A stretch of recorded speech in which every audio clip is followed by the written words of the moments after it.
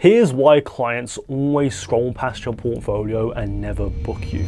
So if you're a portrait photographer and you've ever done a photo shoot and all the photos just blend in with one another, they kind of all just look the same but with a slightly different pose. And the result of that is a potential client scrolling through your portfolio and clicking off from boredom, no matter how high quality the photos are.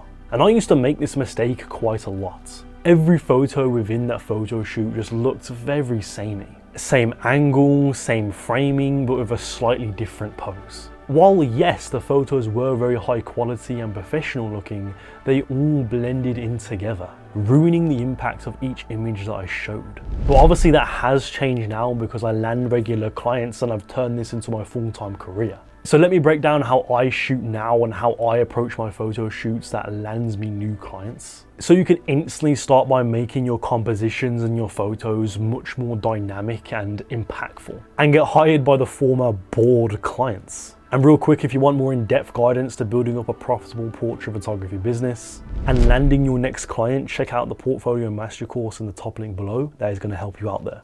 So at the start of the year, I got my portfolio reviewed by this big fashion photographer. She's worked for the likes of like Vogue and all these different brands, so it's safe to say she knows what she's talking about. And overall, she thought my portfolio was very good and high quality, but the issue was, the one big issue that I had was that a lot of the photos had very similar compositions. A lot of them were just like mid shots of the model, or model within the middle of the frame, subject within the middle of the frame, etc. And she said that it ruins the impact of each photo, even though the photos were amazing. And it's kind of annoying because, yeah, the photos were really good and they should have that impact, but because they all looked very samey, it just didn't. And the result of that is clients getting bored and not hiring you. Like, if we're being honest, is it a massive deal? Is it a huge deal? It's like a make or break for every single client that looks at your work? No, but it's still best to improve on, just in case. Like right now, you're probably shooting the same compositions every single time. It's the same full shot angle, it's the same mid shot angle, it's the same close up angle, etc. It's all at eye level, for example, I don't know. So one thing, it seems very self-explanatory, but the one thing we need to start experimenting with is our compositions. We need to start moving about, and we need to be more free and dynamic with our movements. Like, I've been assisting a few photographers this year, and the one photographer that stands out to me the most, I noticed when he's shooting subjects and shooting models, he's moving a lot. Like, he isn't just sticking to he's not just doing this or like this with the back screen, it's going like that.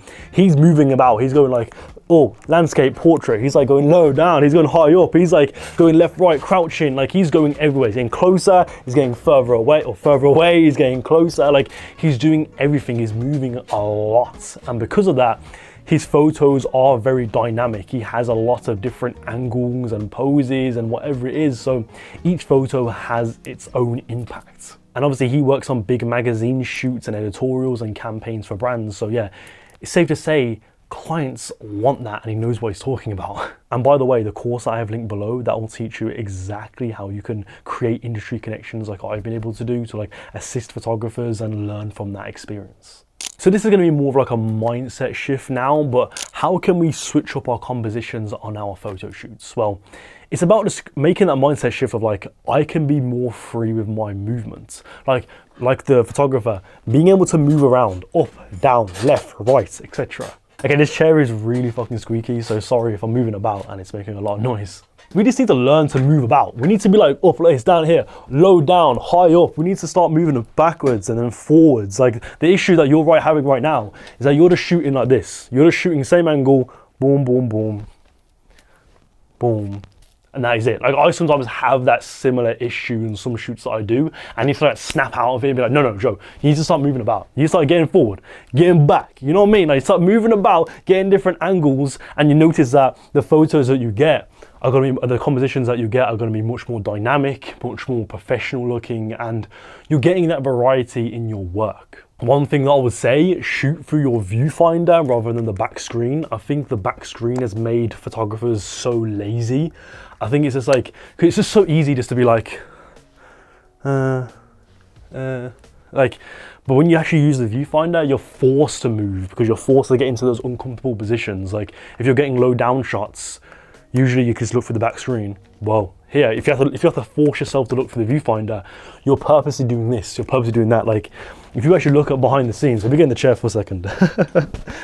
If you actually look behind the scenes of a lot of photographers, like big fashion photographers especially, they mainly shoot through the viewfinder. They very rarely use the back screen because it makes them lazy. It's same with like cinematographers in the film industry. A lot of these like OG cinematographers, they use their viewfinder in their cameras because it makes them, like, forces them to like physically move the camera and physically move about with like where they want to shoot. So that's one thing that you can do, is like force yourself to shoot through the viewfinder, or make that a habit of shooting through the viewfinder rather than looking at the back screen. For me, it doesn't really help because I don't really use this camera quite a lot. I use my film camera. Obviously I put the BTS, you can see what camera I'm talking about. It's kind of hard to do with those cameras because it's a much heavier, bulkier camera, and it's a waist level viewfinder and not like a standard viewfinder. So I'm like looking down on it and it's much harder to like get the angles and stuff like that. But even then I need to actually like snap out of it and be like, oh yeah, I can move about, so I can get different angles, etc. But yeah, when you force yourself to physically move around, not just physically moving your camera, right? You physically moving, like I demonstrated earlier when I was like sitting on the ground, when you do that, you're able to create dynamic photos. You're able to create unique frames every single time, and each frame has its own story, its own perspective, which clients want to see. It creates that impact in your photos compared to like if all the photos are just eye level mid shots of the model. Here, like waist up, for example, even if the lighting could be the best lighting in the world, you could have the best model, best styling, best makeup. If all the photos are just the same angle, there's like 20 photos that are all just the same or very similar composition, it's just not going to have the same impact. And you can learn more about how you can create your perfect portfolio that will attract clients in the Portfolio Master Course in the top link below. I wish I had something like this when I first started out. Like, I wish I had someone to go to about like, okay, like, how do I improve my portfolio in the very niche little ways that clients look out for? How do I make connections in the industry? How do I price myself correctly so I'm not overcharging where I'm getting rejected, but I'm also not undercharging where I'm being essentially used for my time? No more twiddling your thumbs for months being like, oh, what do I do now? Like, how do I build up my portfolio? How do I make connections? Like, know exactly what you need to do in this course. I give you clear action steps to take from the very beginning. If you have zero portfolio or you have like a very small portfolio, whatever it is, I tell you exactly what you need to do to land your next clients. And it's only a $200 course. It isn't this super expensive $2,000 program. Like, it's such a cheap course that you will make your money back easily, like 2-3 times over from a single photo shoot, which you will book if you join the program and take the action steps. So it's essentially a free course. So you can check it out in the top link below. And one big tip before I end the video, create a shot list. I would always suggest to make a mood board of a variety of different poses that the model could do, because you can imagine if you make like a PDF slideshow or whatever of like a bunch of different pose examples, you can have it on your laptop on the photo shoot and you can reference it on the day.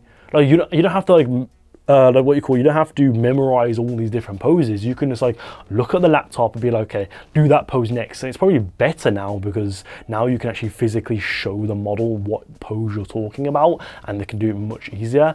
And it's just, yeah, it's gonna save you so much more time. And not just for poses, obviously, but also for compositions. Like a shot list also has different like angles and stuff like that, which reminds you to be like, okay, get some low down shots, get some high up shots, get some to the side, whatever it is. So then you're not just getting the same angle every single time. I use this on a recent campaign that I shot. I did this recent clothing brand shoot and it was in a studio, whatever, and I had that shot list with me on like on the side on a desk, and I could just look at that for different poses and like a different angles and stuff like that, and I was able to get a lot of variety of different angles and compositions and poses, and obviously resulting in each photo had its own unique look, had its own unique impact. And they don't just blend in with one another, and because of that, the clients love them. The clients love the photos. And again, a quick plug before I end the video, the Portfolio Master Course in the top link below is gonna help you create the portfolio that clients are looking out for, that clients love. Learn how to land jobs just like that, like land jobs with brands and